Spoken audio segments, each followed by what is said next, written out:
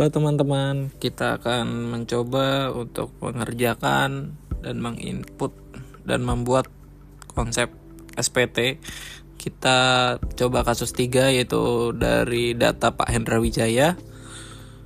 Untuk mengerjakan tugas praktikum perpajakan, yang pertama kita akan login di Cortex dan kemudian kita pilih Cortex DJP. Lalu kita bisa masukkan ID pengguna dan passwordnya, serta untuk pilih bahasanya itu ID Indonesia. Dan untuk kode captchanya silahkan untuk diisi sesuai yang tertera pada website masing-masing. Lalu jika sudah, kita pencet login. Untuk tampilan awal kita bisa lihat di portalnya, kita bisa pilih surat pemberitahuan SPT. Kita klik dan kita pilih yang paling atas, surat pemberitahuan SPT. Baik, dari bagian konsep SPT kita bisa pilih PPh orang pribadi. Lalu kita klik lanjut, dan untuk jenis periode SPT-nya SPT tahunan. Periode dan tahun pajaknya kita sesuaikan Januari sampai Desember 2025. Untuk jenis SPT-nya kita pilih yang normal. Baik, jika sudah kita klik buat konsep SPT, lalu sudah sukses terisi. Nah, kita bisa pastikan lagi di bagian lihat. Baik, di sini kita sudah lihat tahun pajaknya 2025. Lalu kita coba cek satu persatu di metode pembukuannya, pencatatan. Dan statusnya sudah normal, dan di pekerjaannya sumber penghasilan kita pilih di pekerjaan. Baik, untuk pertanyaan-pertanyaan beikhtiar penghasilan itu kita sesuaikan. Apakah Anda menerima penghasilan dalam negeri, kita pilih ya. Untuk apakah Anda menerima penghasilan dalam negeri dari usaha dan pekerjaan bebas, kita pilih tidak. Untuk apakah Anda menerima penghasilan dalam negeri lainnya, kita pilih ya. Dan apakah Anda menerima penghasilan luar negeri, kita pilih tidak. Baik, untuk perhitungan pajak terutang, apakah terdapat pengurangan penghasilan neto seperti kompensasi kerugian atau zakat, kita pilih tidak. Lalu penghasilan tidak kena pajak, kita pilih yang angka 1 ya teman-teman. Selanjutnya ke lampiran L1 dan kita scroll ke bawah sampai menemukan bagian D. Dan di sini teman-teman bisa lihat kalau sudah ada data yang tertera di sini, kita klik edit saja. Dan di sini bisa terlihat yaitu nomor identitas pemberi kerja, nama pemberi kerja, penghasilan bruto, pengurang penghasilan bruto dan biaya, dan yang terakhir penghasilan neto. Lalu teman-teman bisa klik simpan dan kembali lagi ke lampiran induk bagian C.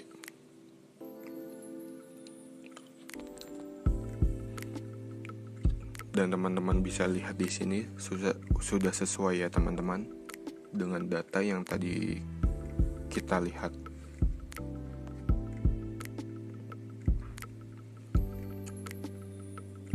Lanjut di bagian D, nomor 10A kita pilih ya, nomor 10D kita pilih tidak.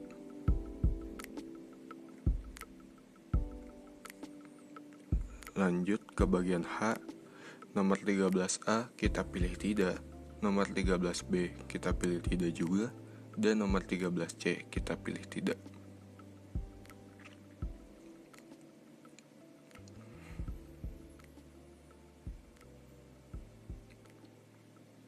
Lanjut ke bagian I, nomor 14B kita pilih ya, nomor 14D kita pilih tidak, nomor 14F kita kosongkan, dan 14E kita kosongkan, nomor 14G kita pilih tidak.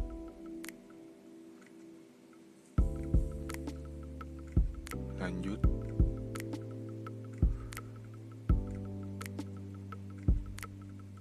Dan kita kembali lagi ke lampiran L1 teman-teman. Dan di sini di bagian kas dan setara kas kita klik edit saja. Dan di sini tertera kode, deskripsi, nomor akun, atas nama, nama bank, lokasi harta, tahun perolehan, saldo dan keterangan. Dan untuk deskripsi kita pilih giro, nomor akun di sini 123, atas namanya Hendra Wijaya, nama banknya BCA.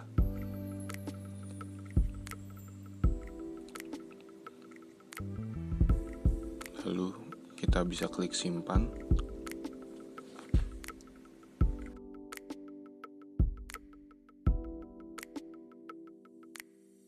Selanjutnya, isi investasi atau sekuritas dengan klik tambah.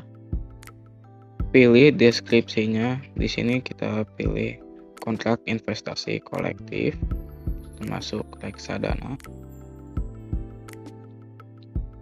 Isi lokasi hartanya, NPWP, nama bank, institusi penerima investasi, kemudian isi nomor akun, harga perolehannya. Di sini harga perolehannya 450 juta.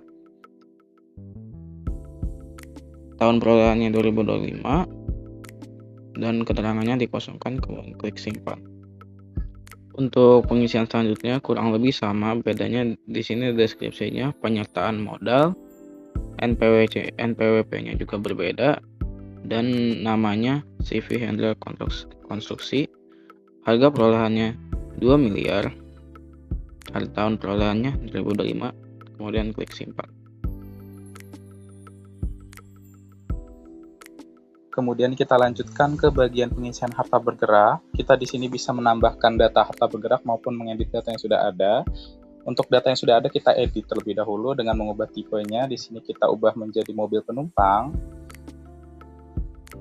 Dan di sini ada beragam opsi pilihan data bergerak lainnya yang bisa dipilih. Ada juga pengisian untuk merek dan model data bergeraknya, pengisian nomor polisi registrasi, status kepemilikan, lalu juga ada pengisian tahun perolehan, harga perolehan, serta nilai harta bergerak saat ini pada tahun yang berjalan.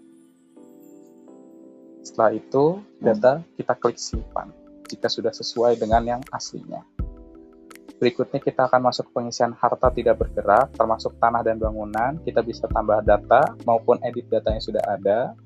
Untuk data yang sudah ada bisa kita edit seperti di bawah ini. Di sini ada deskripsi yang bisa kita ubah seperti tanah atau lahan, kapal, apartemen, dan lain sebagainya. Lalu untuk lokasi hartanya bisa disebutkan alamat lengkapnya, kemudian ukuran properti jika tanah, lalu ukuran properti jika bentuknya bangunan, lalu sumber kepemilikannya bisa berupa hasil sendiri, utang, hadiah, maupun lain sebagainya. Kemudian pengisian nomor sertifikat, tahun perolehan, harga perolehan, serta nilai saat ini pada tahun berjalan. Lalu untuk data yang berikutnya, di sini bisa diubah juga bagian deskripsinya, pengisian lokasi harta, lalu untuk pengisian ukuran properti jika itu tanah, dan ukuran properti jika itu berupa bangunan. Untuk sumber kepemilikan dan juga nomor sertifikasi bisa diisi, lalu tahun perolehan, harga perolehan, serta nilai harta tidak bergerak pada periode berjalan. Selesai, kita lanjut ke bagian B, yaitu utang pada akhir tahun pajak. Nah, pada bagian ini biasanya tersinkron dengan tahun-tahun sebelumnya, yaitu utang-utang tahun sebelumnya. Namun jika teman-teman pajak memiliki utang baru, teman-teman bisa klik tambah di sini. Dan untuk contoh formulirnya ada seperti ini. Teman-teman bisa ubah bagian deskripsinya sesuai dengan utang apa yang dimiliki oleh teman-teman. Lalu untuk PWP krediturnya bisa diisikan dan nama krediturnya akan otomatis terisi. Oke, jika bagian B sudah terisi sepenuhnya, kita lanjut ke bagian E, yaitu daftar bukpot atau bukti pemotongan atau pengurutan PPh. Nah, bagian ini biasanya sudah terisi otomatis sesuai dengan jumlah penghasilan pajak yang sudah dipotong oleh pemberi pajak. Namun jika teman-teman pajak memiliki jenis bukpot lainnya, teman-teman bisa bagian tambah. Dan ini contoh formulir untuk daftar bukpotnya. Teman-teman bisa ngisi bagian nama pemotong, lalu nomor bukpotnya tanggal berapa, dan jenis pajaknya itu apa. Lalu untuk saldonya bisa disesuaikan saja. Nah, jika semuanya sudah terisi, kita bisa balik lagi ke bagian induk. Kita scroll ke atas dan scroll ke bawah. Nah, untuk di bagian induk, bagian pernyataan, teman-teman bisa centang biru terlebih dahulu di bagian dengan menyadari sepenuhnya. Nah, jika itu sudah, teman-teman bisa klik bayar dan juga lapor. Nantinya akan muncul pop-up untuk pemberitahuan dan juga untuk tanda tangan SPT. Seperti itu. Nah, begitulah bagaimana cara membuat konsep SPT tahunan dan juga untuk melaporkannya. Sekian dari kelompok 5, semoga bermanfaat. Terima kasih.